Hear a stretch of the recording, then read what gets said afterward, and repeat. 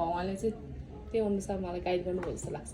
डिएनआइजीमा कसरी कहाँ जोड्नु भयो, कसरी डिएनआइजीको कसरी जोड्यो मलाई पनि थाहा छैन क्या। अनि किन जोड्नु भयो?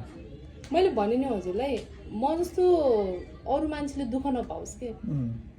अब कोही मान्छेलाई गाइड गर्नु पर्दाखेरि त्यो ग्रुपबाट हामीले गर्न मिल्छ नि त गाइड। त्यही भएर मैले भने नि हजुरलाई 1000 पे गरेको मैले कामको लागि।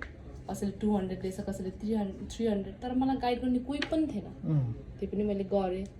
केएफसीमा म कतिजना 8 जनासँग बस्थेँ। त्यही माथि मलाई यति गाह्रो हुने, त्यो इन्ट्रोभर्ट भएको मान्छे आफ्नै नेपालीसँग बस्दा नि कस्तो कुराहरू नमिल्ने कति कुरा हुन्छ नि।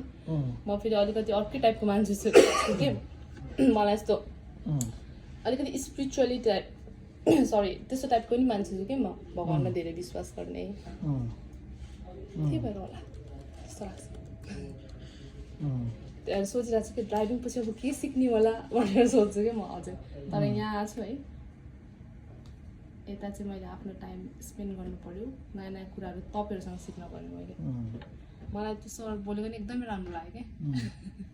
अमूल्यजी, अमूल्य है उहाँ सरको नाम, ब्याङ्कर बाउ। खुसी लाग्यो दुबईमा यस्तो। अनि तपाईँको कहानी त झन् बेग्लै छ। त्यही त हामी एकअर्कासित सिकिन्छौँ। मैले सोचेको थिएँ नेपाल यो के दुबईमा यस्तो नेपालीहरू छैन होला, बर दुबईमा जानु पुरा ऊ गर्छ नि त। म चाहिँ जाँदैन, छुट्टीमा त म पुरा सिक्छु युट्युबमा बसेर यस्तो यस्तो गर्नुपर्छ, मैले यस्तो गर्नुपर्छ भन्ने हुन्छ क्या मलाई चाहिँ। त्यही त छुट्टीको पनि त्यो राम्रो प्रोडक्टिभ युज गर्नुपर्छ कि ऊ गरेको मलाई फेरि खासै मन पर्दैन। त्यही भएर म तपाईँसँग भेट्न आउँदैन के, म त्यो राम्रो होइन, म जस्तो छु त्यस्तै, मलाई कसैलाई इम्प्रेस गर्नु छैन, कोर्सबाट लाएर जानु छैन, त्यस्तै हो म चाहिँ। सिम्पल टाइपको मान्छे हो म चाहिँ। त्यही त यो सर्ट टाइममा आउनुभयो, अब डिएनआइजीमा पनि इन्ट्रेस्ट देखाएर जोड्नु भयो। अब तपाईँ नि कति इक्जाम्पल हो नि, तपाईँलाई नि कतिलाई सिकाउन सक्नुहुन्छ नि होइन। अब कति यङ फिमेलहरू स्पेसली आइरहेको छ, त्यो प्रपर गाइड पनि छैन। अनि मैले देख्छु बर्दुबीमा पुरा हुन्छ नि मान्छे क्लबमा गएर न, त्योभन्दा पनि बरु आफ्नो समय छ भनेपछि आफ्नो स्किल्समा डेभलप गर्ने नि होइन भन्नु त। अनि भन्छ यस्तो छ दुबई उस्तो छ भन्छ, तर दुबईमा यति अपर्च्युनिटी छ नि, त्यो मैले देखेको छु क्या।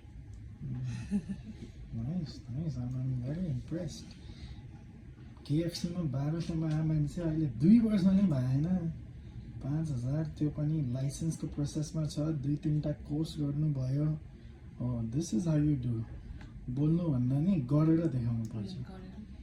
Very impress. त्यही त डिएनआइजीमा पनि अब त्यो वुमेन्स फोरममा पनि एक्टिभ हुनुहोस्। त्यहाँबाट कति बहिनीहरूले मलाई नि प्राइभेट मेसेज गर्छ, दाई सर मलाई कसरी बाटो देखाउने यताउता। I think they will feel more comfortable talking to a female होइन। अनि तपाईँ त भोगेर आयो हो नि त, सो कनेक्ट पनि गराउँछु। Maybe we can hold some session. अब हाम्रो 38 त्यो इभेन्टमा पनि केही गेम्स हुन्छ होला, कति मान्छे आउँछ होला। आउने कोसिस चाहिँ गर्छु म, मान्छेसँग कुरा गर्छु।